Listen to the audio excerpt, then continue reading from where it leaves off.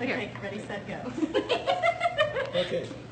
So anybody who wants to restart at the beginning. And of course, that was only 9 months after I was conceived. So. Anyway, what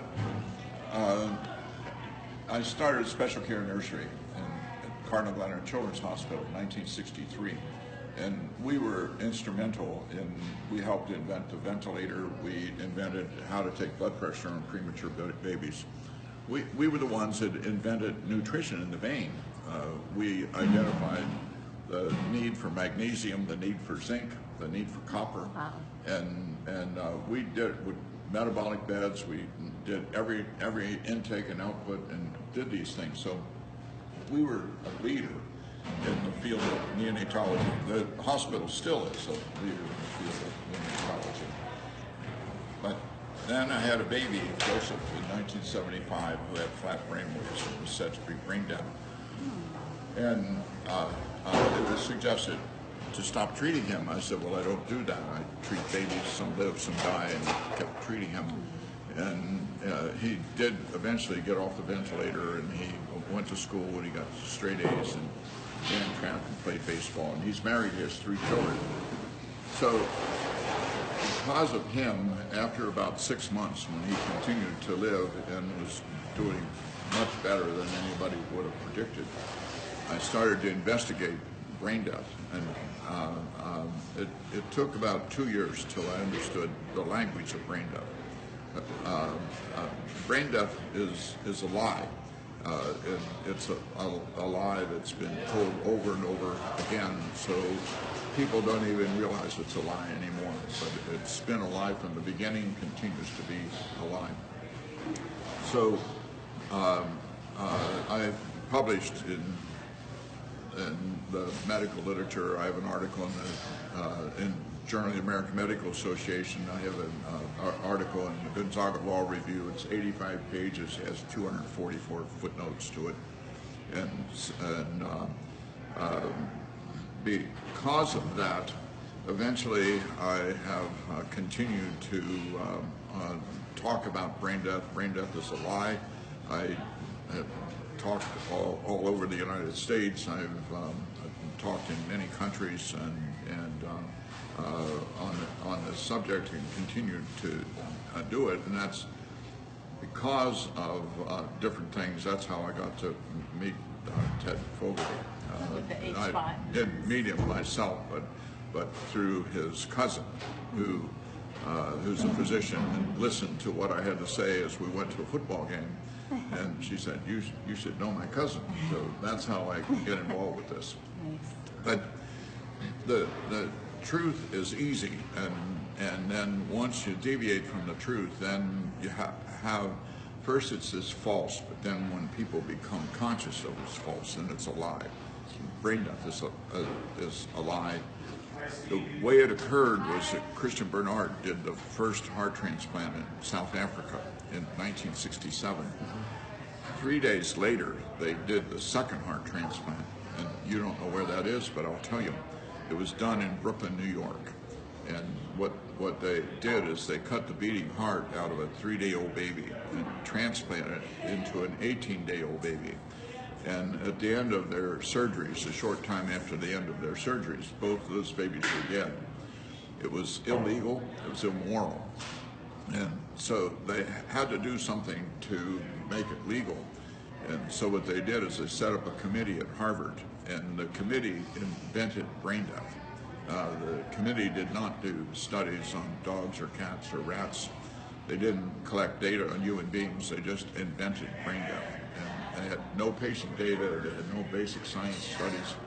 And I know it's really awful when you know about it, and it doesn't get better. It keeps getting worse after that. Then a lot of people think that brain death means flat brain waves. They're not even required to do brainwave testing.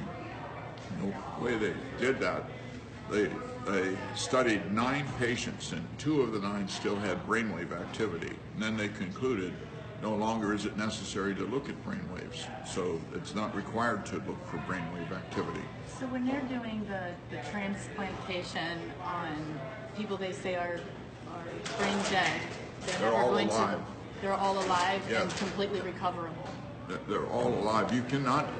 So they're harvesting organs out of people who are in some way conscious. They just can't communicate. Well, When they consciousness. feel pain, Consciousness and pain. I encourage you to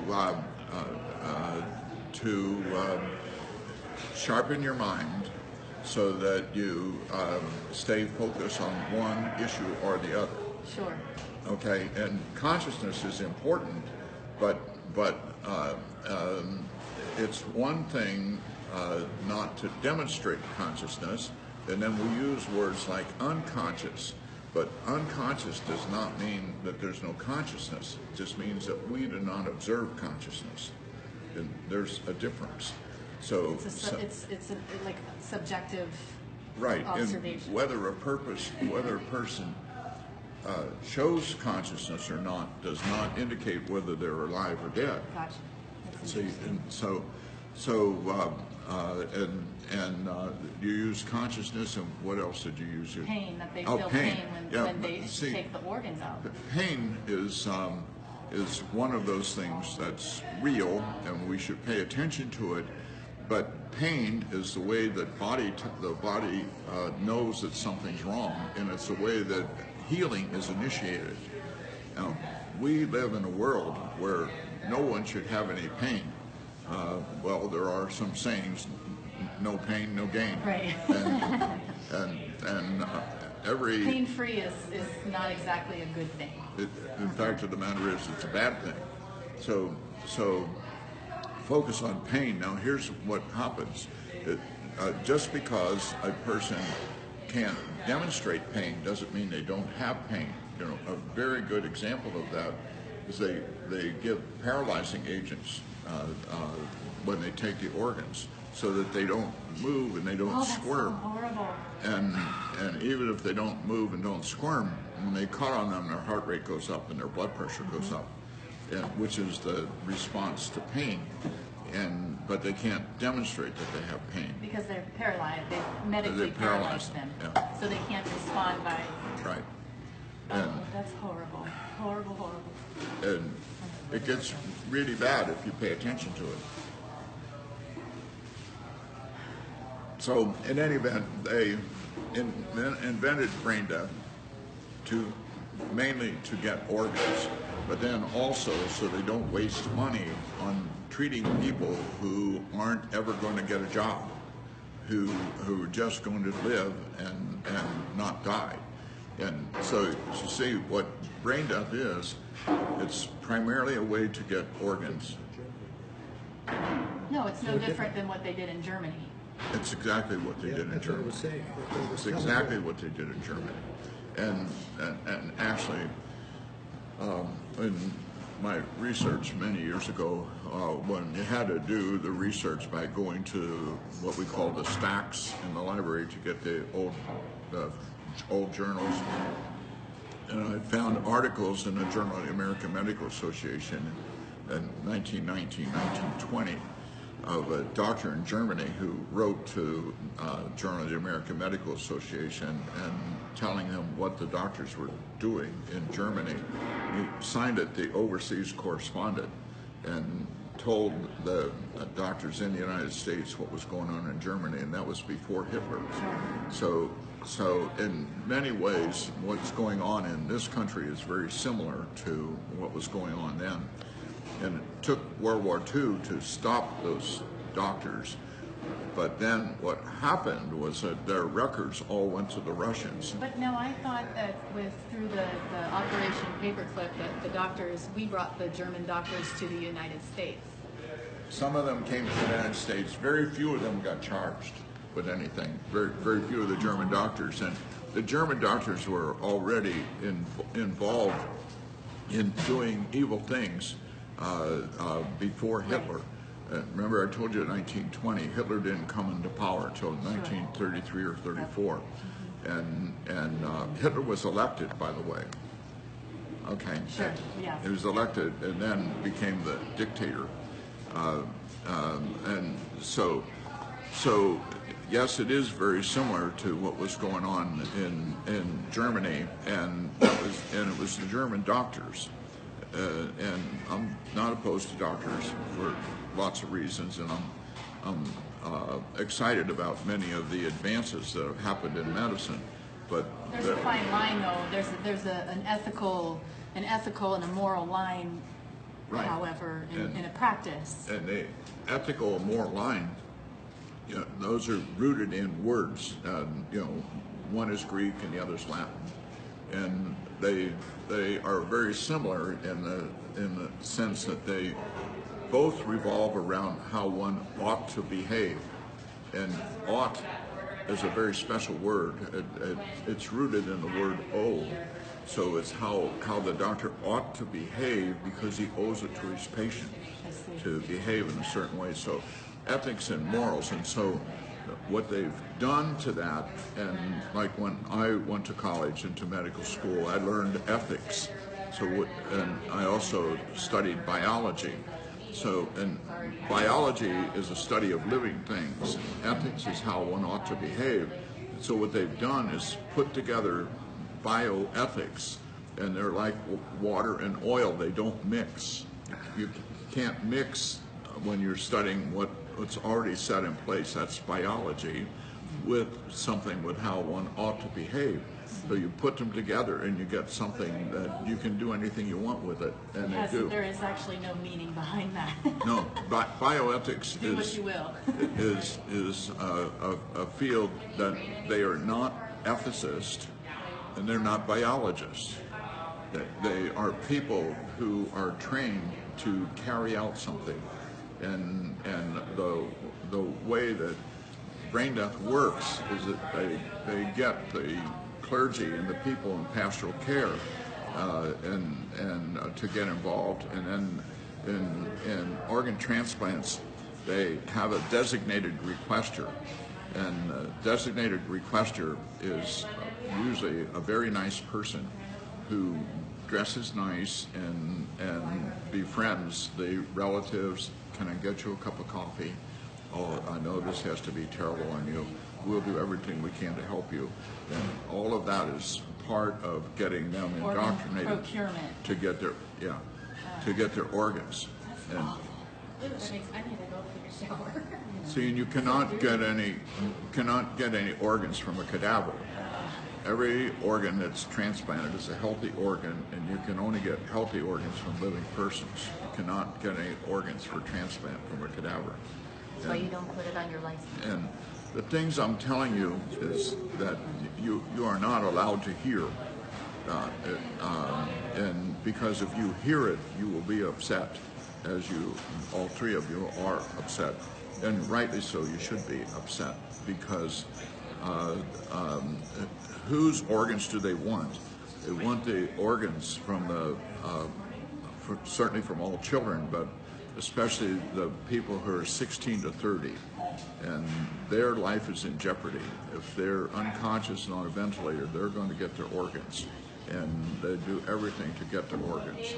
And once the organs are taken, you can't bring them back to life.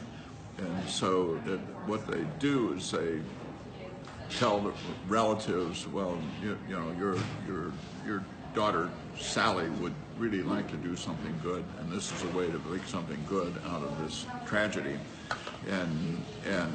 or your son, and while they have been getting organs from accidents and gunshot wounds, they now get more organs from overdose of drugs than they do from accidents and gunshot wounds combined.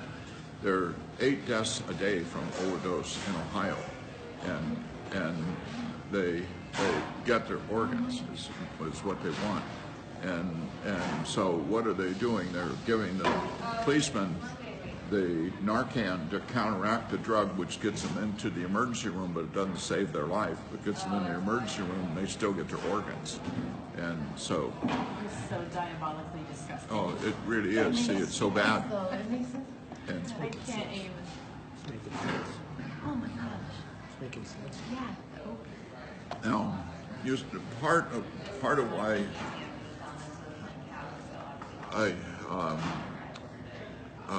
when you were talking about unconscious and pain, and you might have talked about something else, what I'm encouraging you to do is to realize that there are common denominators of all of this. The common denominator is that each person is unique and unrepeatable and special. And a person is alive, but so are the dogs and cats running around that are alive, and so are the trees alive, but they don't have the life that the person has. And each person has that life, whether that person can walk or talk or show consciousness. In brain death, they do only 3 things for brain death. One is the patient does not show consciousness.